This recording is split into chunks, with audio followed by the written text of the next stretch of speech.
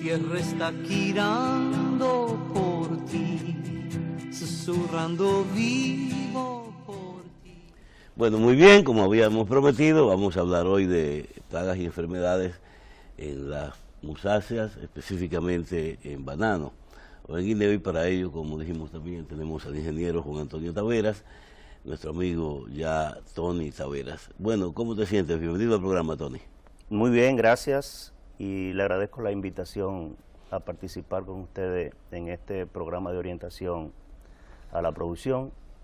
Esperamos poder llegar de manera clara a los amigos televidentes con relación al tema del manejo de plagas y enfermedades en el cultivo de banano. Yo quiero preguntarle a Déjame Tony. decirte que nosotros somos los que estamos agradecidos de él. Oh, claro que viene sí. de muy lejos, viene de la línea noroeste. Eso Hasta- quería hasta con preguntarle, nosotros, que de porque- dónde viene. Yo quería preguntarle que no es de dónde viene, no. ¿De dónde tú eres? ¿Tú eres oriundo de la línea? Soy de la línea del fondo, nací en Loma de Cabrera, pero realmente me crié en restauración. Agrónomo de profesión, empecé mis estudios en Loyola, en Dajabón, y después terminé la ingeniería en la Universidad Autónoma aquí en Santo Domingo. O sea que tú estás en tu ambiente, Yo en tu estoy en mi área. zona, en mi Qué área. bueno que tengamos técnicos que se queden en su área produciendo. Eso es lo que nosotros queremos motivar a muchos estudiantes y muchas personas que ahora mismo desde sus propias regiones se queden desarrollando lo que ya conocen y ya saben. Y que se conviertan en empresarios, por favor, que no estudien como cuando nosotros lo hicimos. No tuvimos ninguna orientación dirigida a convertirnos en productores, nosotros como profesionales productores, sino que todo el mundo salió a buscar un empleo en el gobierno. Así es. No es así, señores. Y Tony se convirtió en traten un mis empresario. colegas de ser empresarios. Dedíquense a producir algo, que eso es lo que enriquece la nación y también a la persona y a la familia, Así es. porque con esos suelditos de Estado nadie progresa mucho. Nadie progresa. Bueno, vamos a hablar con el hombre que trajimos hoy. Y antes de entrar en las enfermedades propiamente dichas, de musáceas o de banano, yo quisiera que veamos primero el tema de este renglón de producción nacional como parte de la economía importante de la República Dominicana, que ya lo es, porque tanto en términos de producción nacional, de generación de empleo, de alimento para la gente y sobre todo de exportación, de generación de divisas, es un producto sumamente importante para nuestro país. Así que danos un replay ahí de cómo tú ves la producción de banano en el país. Bueno, la producción de banano, habría que decir que en el país, según datos de la Asociación Dominicana de Bananeros a Banano, hay plantada alrededor de 380.000 tareas, ubicadas básicamente en la línea noroeste en dos provincias, en la provincia de Montecristi y en la provincia de Mao, en este caso Valverde, ¿no? De esas 380.000 tareas, que son cerca de 24.000 hectáreas, 23.000 hectáreas y algo, el 70% al día de hoy es agricultura orgánica. Por eso el país es el principal país de exportación de banano orgánico en el mundo, siendo un país pequeño, con poca área de banano. Sin embargo, las condiciones del clima de la región permiten hacer una agricultura orgánica. Mira, ¿desde cuándo nosotros sabemos de que esa zona específica y no el este o no otros lugares del país es bien desarrollada para el banano, para el guineo? Bien adecuada. ¿Desde cuándo? ¿Desde cuándo? Eso empezó en Háblame de la en historia. los años 50 más o menos, en la época del generalísimo Trujillo, con unos acuerdos que se hicieron con la Grenada Company, explotando las tierras básicamente de la región de Palo Verde y exportando la fruta, que en esa época me dicen, yo no había nacido todavía, era en racimo por el puerto de Manzanillo. Ahora, antes pero- la forma de exportación era Era en racimo. Eso ha ido evolucionando con el tiempo y realmente ya es muy diferente la actividad de exportación de hoy día a lo que fue en sus inicios. y para ese tiempo también en Asua se desarrolló Establecieron un también. par de compañías un poco 5 o 6 años más Mira, tarde. Sí. yo recuerdo cuando pequeño, que mi papá es de Asua y siempre pasábamos las vacaciones allá en Asua, y yo recuerdo que había unos guineos grandotes, y todos los guineos dicen, no, eso es de la Company Fruit, que decían... Grenada Company. La Grenada Company, Yeah. y eran unos guineos, pero que cada uno pesaba como 2 o 3 libras. Entonces yo quisiera saber, ¿ese tipo de guineo no se está comercializando ahora? De esa época se manejaban un cultivar Valerie, que se llamaba Gros Michel, pero las plantaciones fueron eliminadas a raíz de la enfermedad Fusarium raza 1. Hubo la necesidad de eliminar porque esta variedad era susceptible a esa enfermedad. Entonces, a partir de ahí se trabajó genéticamente y se consiguió lo que son los materiales que tenemos hoy día, el Gran Nai o el Gran Enano, y Ese que tenemos en pantalla, William. ¿cómo se llama? eso casi seguro es Gran Enano. Aquí hay dos materiales que son los que se cultivan normalmente, son dos, es el Gran Enano o Gran Nai y el Williams en la actualidad. Y esa es la forma como se cortan para ser exportados. Ahí hay una mano completa, ahí se entra en proceso las selectoras, eliminan el banano que no califica, que tiene algún tipo de daño, se hacen clúster o gajos, y esos gajos son los que terminan introduciéndose en las Mira cómo cajas es la para cosa. exportar. ¿Y de cuánto más o menos en cada mano? Cada gajo que se hace va a depender de las regulaciones. Normalmente no es menor de 3 y casi nunca mayor de 8 dedos por gajo. Ese tenía como 12 o 14. No, lo que gajos. pasa es que esa es la mano completa, todavía no se ha clostreado, no se ha picado, No se ha Ya. seccionado. no se ha seccionado, que es la manera como se hace, no se empacan manos completas. Ok. Perfecto. Pero fíjate que interesante todo esto, porque al principio, cuando se iniciaron las exportaciones, que fueron mucho después de la traída del banano aquí, que es un producto exótico, aquí no existía en la isla, sino que se dice en la historia que en 1516 un fraile pues entró ya el banano aquí y se estaba cultivando Desde en las ese tiempo, Islas pero más Canarias, bien de para las los... Canarias, de las Canarias. De las vinieron Canarias, pero más bien parece que en los primeros tiempos se usó para consumo y para sombra de café y todo eso se usaba antes. Ahora, cuando se comenzó a producir de verdad y a exportar, todavía estábamos vendiendo oro por espejitos, porque fíjate, era en racimos. En racimos, esa compañía, Oh, claro. la United Fruit, la Grenada, la Dominican Fruit, todas esas, Se vinieron llevaban aquí y paquetes. entonces exportaban sus racimos, pero ¿a qué no lo vendían en racimos allá? Aseguro que lo ¿A qué cortaban. lo vendían por unidades? Porque no? Bueno, ese es el caso que siempre estos países han sido explotados, pero la situación de hoy no es la misma. Ahora No es la misma. se está exportando muy bien y a buenos precios y a buenos mercados.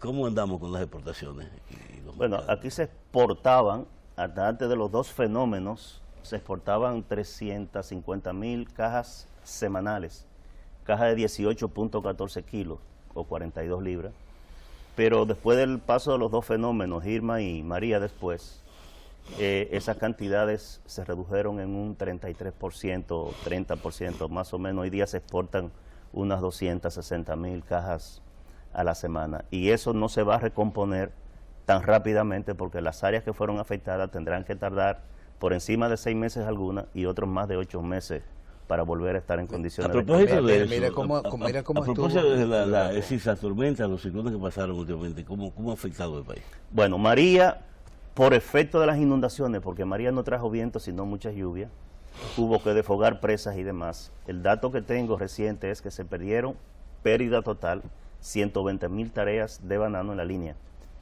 Y ya María, cuantificar eso en dinero es difícil porque había diferentes etapas. Lo que sí sabemos que los productores tienen serios problemas porque el año pasado, a finales de año, tuvimos inundación y hubo productores que perdieron su finca totalmente. Estaban en el proceso de inicio de recuperación y vuelve el fenómeno nuevamente. ¿Y cómo se recupera entonces un productor en ese caso? Tú que eres productor y te pasa eso, ¿cómo tú te recuperas? Con dinero. Sí, pero ¿quién, Y quién tiempo, lo facilita? y tiempo. ¿Y quién se lo facilita? Los Bueno, tengo exportadores. entendido que el Estado, a través del Banco Agrícola, en este tipo de casos, ya lo hizo con la inundación del año pasado, va o ha hecho aportes importantes, va a hacer aporte importante a través del Banco Agrícola, porque estas son áreas, esas áreas que están en esas condiciones, hay que tumbarlas, si quedó algo, y empezar de cero, hacer desde drenaje, cero. riego de cero. Y hay que cortarla y sacarla y volver otra vez a sembrar esas mismas A esas sembrar, mismas exactamente. semillas. Se pueden Cuando sembrar. salga todo eso. No es la misma semilla, no, se compran plantas de meristemo normalmente, que es lo que más se está usando hoy día, Ya. pero es un proceso largo y costoso. Plantar una tarea de banano hoy, yo estoy recién terminando de plantar algunas áreas ahí, sobrepasa los 40.000 pesos la tarea, una tarea. Plantarla. O sea, con sistema de riego, con meristemo, con los drenajes adecuados, con todas las prácticas agrícolas, digamos, en el nivel medio máximo o superior, ¿Eso quiere decir que nos atrasamos como un año de producción? Entre lo que se va a preparar la tierra y se cosecha, se podría hablar mínimo de un año. Eso quiere decir que las 240.000 cajas que se están exportando es un nivel ahora de por efecto de los ciclones o la condición normal. Yo pienso que eso se va a mantener durante un tiempo porque hay que esperar la recuperación. Ese número no necesariamente puede quedarse en 240.000 porque puede haber áreas que están plantadas nuevas que pudieran sustituir algunas de esas áreas que van a tener que ser renovadas desde el principio. Tú dijiste que en condición normal la producción es de ¿cuántas cajas? 350.000 semanales. Semanales. Y de la producción total, ¿qué porcentaje se exporta y cuál nos comemos nosotros aquí? Todo lo que es calidad exportable, salvo que no haya algún tranque en el mercado internacional, se exporta. Lo que nosotros consumimos aquí es el guineo. Ustedes hablaban en la introducción de guineo y banano. El guineo para nosotros, los bananeros, es el que se sancocha, el que nos comemos hecho mangú frito. O el que se madura, ¿no? O el que maduramos localmente, que tiene daños que no permiten ser exportados. Y el banano es el que tiene calidad de exportación. Yeah. Sí, pero tú dices, habíamos dado un dato de que podría ser de un 5% solamente el que se queda y el 95% No, se eso varía de exporta. productor a productor. Hay productores que tienen muy buena calidad de fruta y pueden estar recuperando de lo que llega a la planta empacadora, de los racimos que llegan a la planta empacadora, pueden estar recuperando, digamos, el 90%, el número es real y el que todo el mundo aspira a estar por encima del 90%. Esa es la calidad de exportación. Eso es calidad de exportación, son para prácticamente bananos sin ningún tipo de esos daño. no tenemos en el país, nosotros no consumimos esos. Bueno, No creo, solamente se puede dar el caso cuando el mercado exterior se contrae, entonces ese banano pasa al mercado. Ah, ya. Pero no le dan el manejo para exportación. Sí. Ese va en una camioneta, se vende en racimo a gente que tiene maduradora local y realmente la calidad no es la misma. ¿cuál es la diferencia de la maduración en el campo y la diferencia? Porque es muy diferente el banano madurado en la mata que el que uno compra en el supermercado. Bueno, lo que se hace, yo no sé si ustedes saben que el banano cuando se exporta debe llegar verde al destino final. O sea, Tiene que llegar verde. tiene que llegar verde, si llega maduro lo devuelven, como decimos.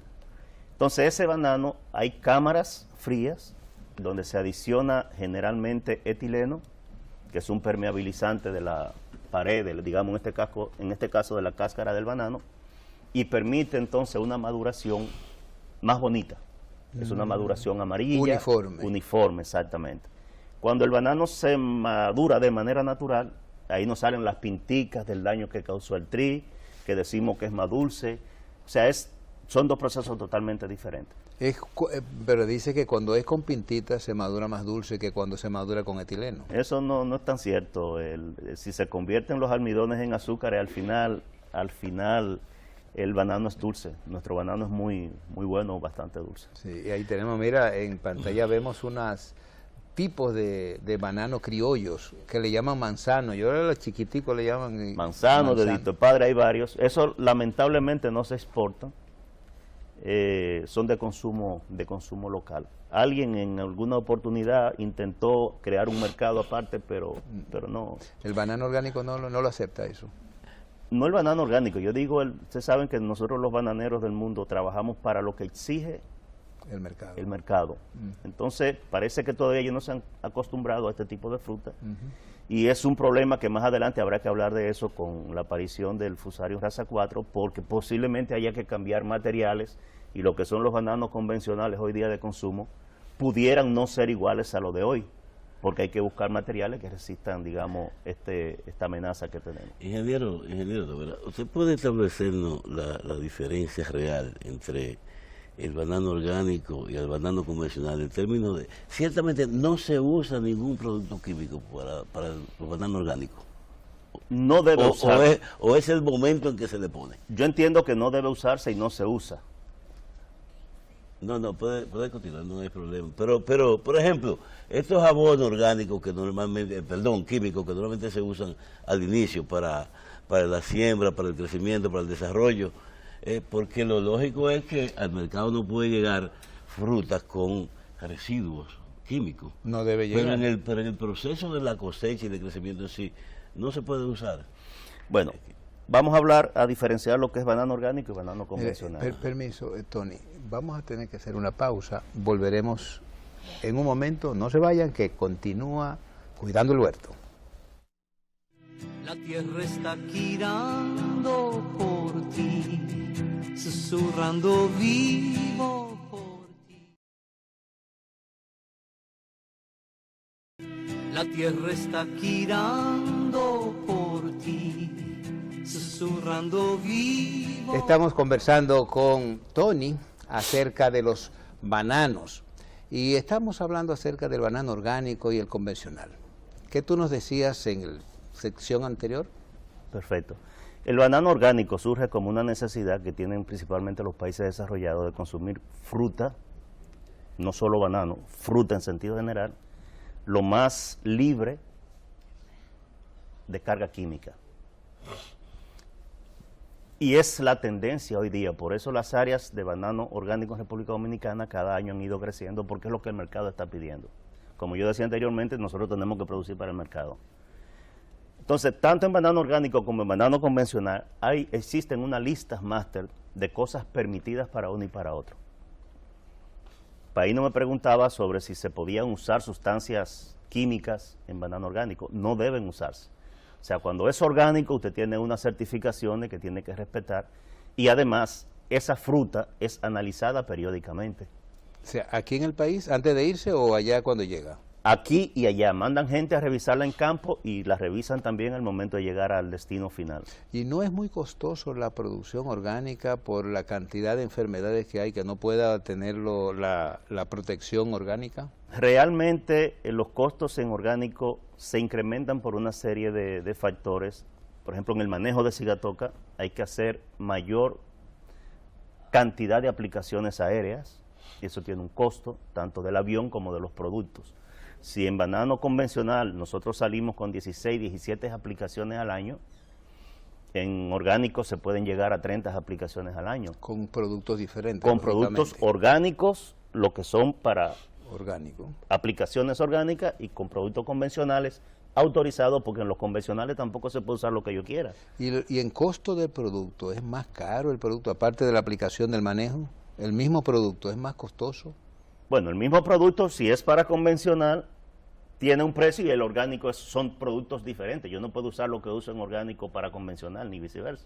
O sea, yo sí puedo usarlo de orgánico en convencional, sí, pero no puedo usarlo de convencional en orgánico. Ya. ¿Tú supiste que hubo un momento que en Europa descubrieron una molécula en los bananos orgánicos que después... De cuando en cuando pasa, y algunas veces se hace en el segundo semestre del año, que es cuando hay restricción de fruta para el mercado europeo, y se agarran de cualquier cosa para dejarnos la fruta aquí. O sea, yo algunas veces digo que hay sus manejos también en ese tipo de situaciones. Pasó con los vegetales chinos en el pasado, que cuando no querían se inventaba de que había una plaga, una cosa, y no lo dejaban acá. Entonces hay que ver qué tan cierto o no. Pero en este caso fue el producto que se usó para allá, el manejo final, que como orgánico, que tenía una certificación, y sin embargo que apareció en la cáscara. Pero bueno, vamos a hablar de la enfermedad propiamente dicho, que eso fue, para eso fue que te invitamos, ¿verdad? Las enfermedades principales del banano, vamos a analizar eso. Antes de entrar a la enfermedad del banano, quiero hablar, que tú hables acerca de la misma enfermedad, porque hemos oído últimamente en la prensa, lógicamente, quien habla más cada vez que nos enteramos no son expertos como tú, y por eso traemos expertos aquí para que nos digan la verdad, que hay un grave problema en nuestros bananos, que pronto hasta se van a eliminar todos los bananos porque hay unas enfermedades que pueden ser muy mortales. Háblanos de eso dentro de la pregunta que te decía Paino, a ver cómo no se quite esa imagen o se afirme, te diga cuál es la realidad en el caso al día de hoy. Bueno, al día de hoy la realidad es que hay una nueva raza de Fusarium oxysporum, que es la raza 4. El Fusarium oxysporum es el mal de Panamá, que fue el Fusarium raza 1, que fue quien diezmó y se tuvieron que eliminar las plantaciones en el proyecto Manzanillo en los años 60 y pico. Afortunadamente, ese problema no está todavía en América, está en el continente asiático, está bastante lejos, aunque con el flujo de personas de hoy día, yo me imagino que en un tiempo pudiera llegarnos. Las autoridades ahí tienen que jugar su papel con las medidas cuarentenarias, con todo ese tipo de medidas que deben tomarse cuando hay amenaza de este tipo. De hecho, eso ha provocado incluso que ya un congreso importante del banano que se celebra cada 2 años, dentro de otros congresos que se celebran, no se esté haciendo en países bananeros, ahora se está haciendo en Miami.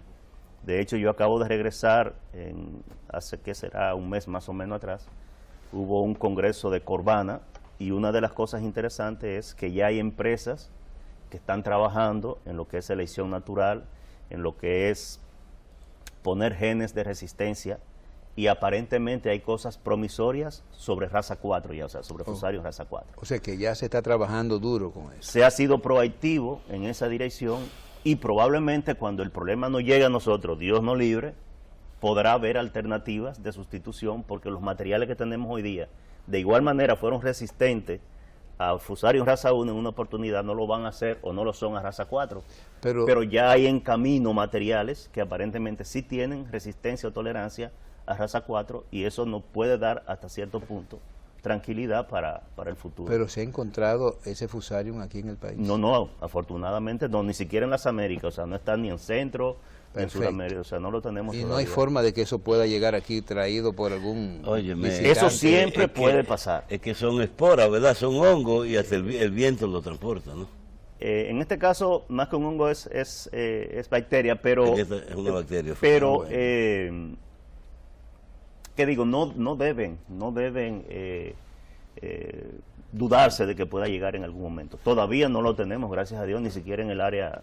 Entonces hablaste del mal de Panamá, que fue una enfermedad peligrosa y que no tiene aparentemente remedio alguno, ¿verdad? No, si se está trabajando en materiales tolerantes, que es una de las vías. Y esa era no la tenemos aquí. Y esa era la enfermedad que se decía que si llegaba iba a devastar todo. Exactamente. Bien. Bien. Eso quiere decir que debemos nosotros, nuestras autoridades cuarentenarias, tomar todas las medidas precautorias, porque estamos hablando de, como habíamos dicho al principio, de las otras enfermedades, de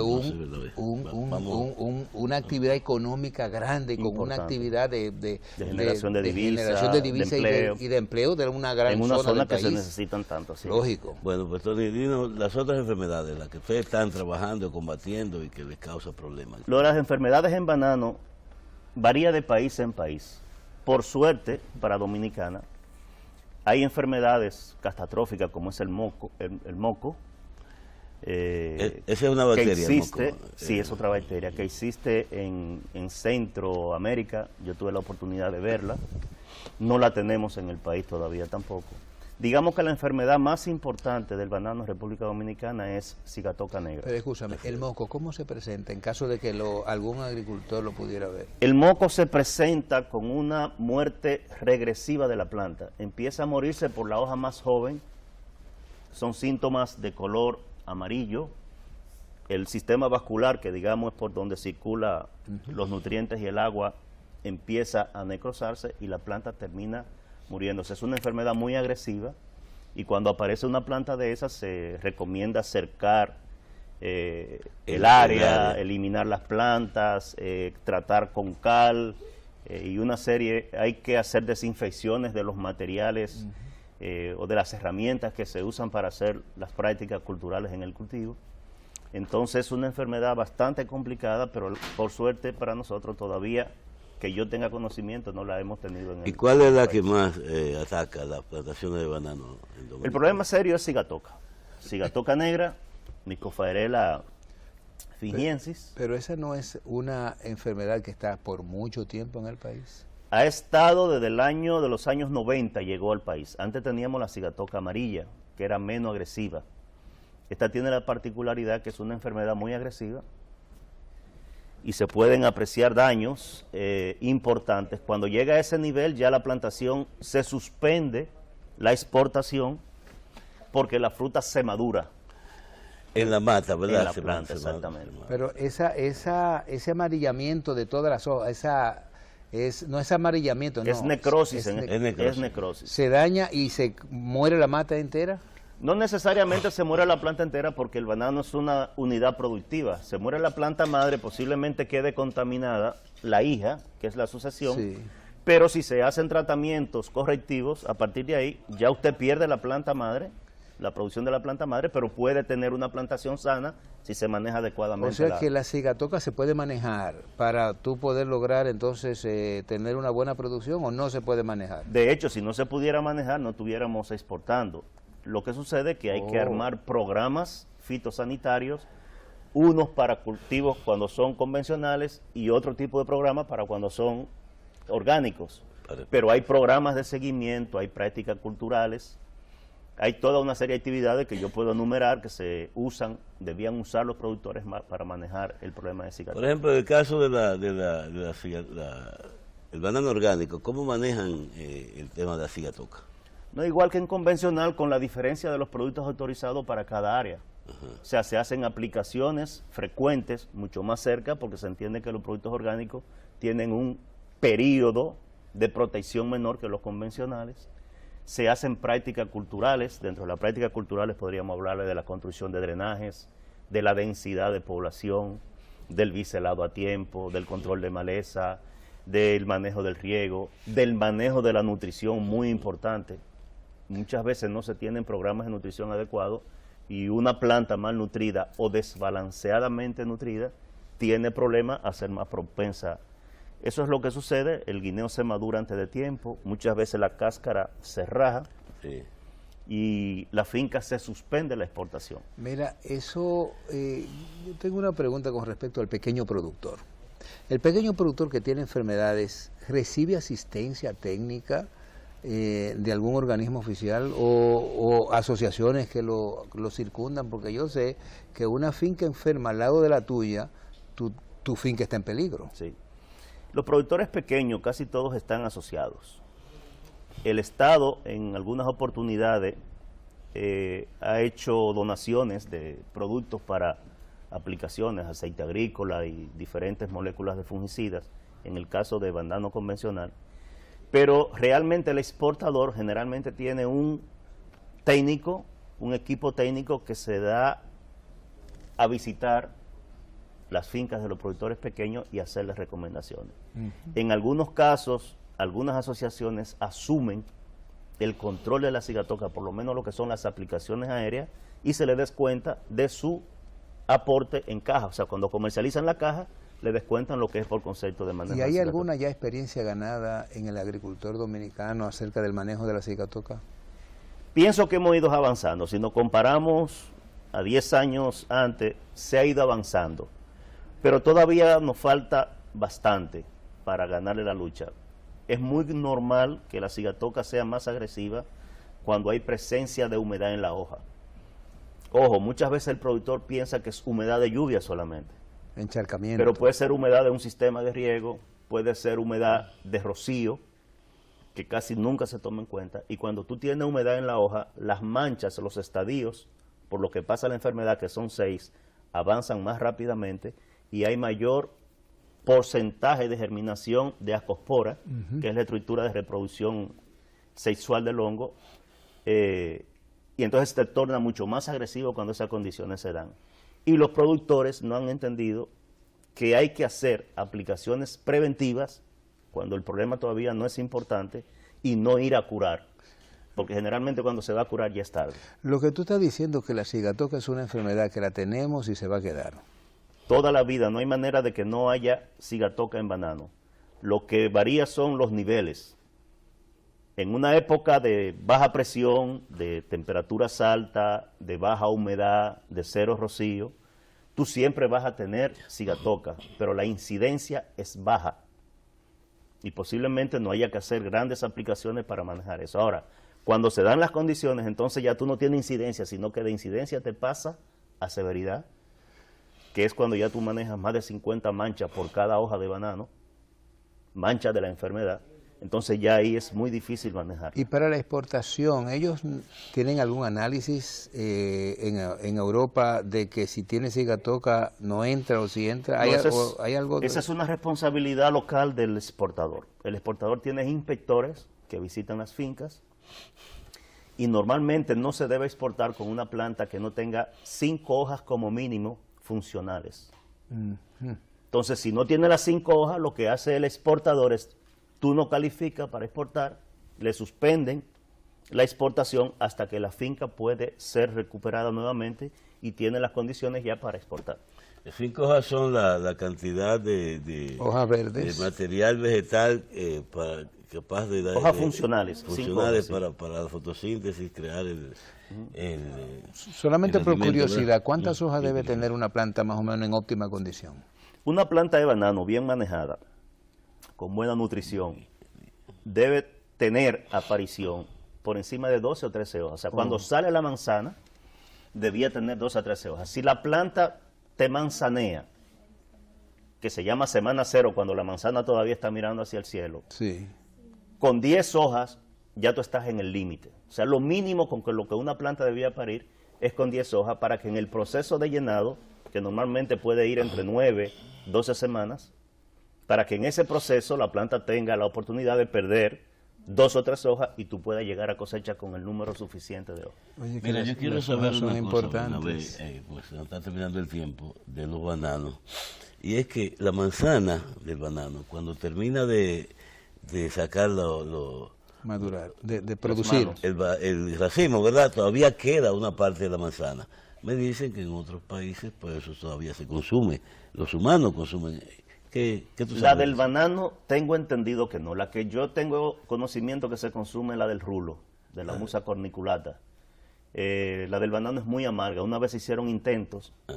Los productores, algunos lo usamos para producir material orgánico a partir de la manzana. O sea, se colectan, se hace compost, se hace... Escúchame, bocachi. antes de terminar, porque ya nuestro tiempo terminó, sin embargo, hay un dato sobre el rulo. Me dicen que cuando se acabe todos los bananos, todas las musáceas, el rulo es la planta más resistente a cualquier enfermedad. ¿Es eso verdad? Eso es cierto, o sea, es una planta muy rústica, con un sistema radicular mucho más profundo que lo que son las otras musáceas, y con una gran ventaja que por lo menos a la cigatoca que tenemos hoy día, porque el hongo evoluciona, a la cigatoca que tenemos hoy día es resistente totalmente. O sea, esa es una gran Yo tengo verdad. entendido que tampoco la cigatoca ataca el plátano.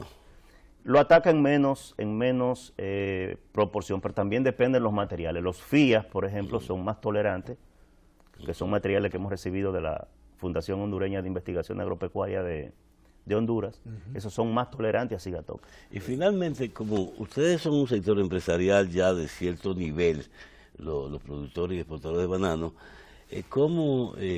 ¿cuáles son los resultados de esas empresas en términos organizacionales para responder a los problemas que se presentan a nivel de la producción, de financiamiento, inundaciones, contacto de exportación y todo eso? ¿Funciona bien? Las cosas menores normalmente apoyan, o sea, lo que es nutrición. Hay una para organización comprar que los fertilizantes. agrupa, ¿verdad? A los bananos. Hay varias, o sea, Dobanano es, digamos, el conjunto, pero luego existen una cantidad de asociaciones en la zona que, digamos, son los que rigen y apoyan de alguna manera al productor cuando se presentan situaciones. Aunque con la actual, fruto de las inundaciones, ya son palabras mayores, ya eso corresponde en este caso al gobierno central a través de sus instituciones crediticias, financieras, hacer el apoyo. Mira, nos quedan 5 minutos para tratar el tema de la reflexión, y la reflexión de hoy es sobre enfermedades. Vamos a mantener a Tony aquí por 5 minutos más para que nos acompañe en esa parte. ¿Te parece bien? Sí, así Vamos a es. hacer un breve detenimiento del programa para algún mensaje y volvemos enseguida, ¿no? Continuamos. Ok. La tierra está girando por ti, susurrando vivo.